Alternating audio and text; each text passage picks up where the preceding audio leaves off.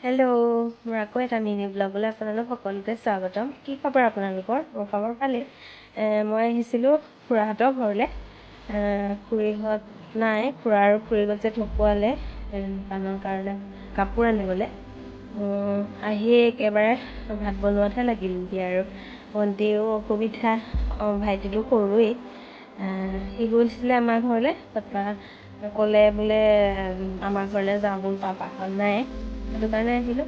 আহি ভাত বনাইছোঁ, এতিয়া ভাত বনাই হ'লেহে মানে তাই খাবলৈ ল'ব। তাই ৰাতিপুৱা একো খোৱাই হোৱা নাই।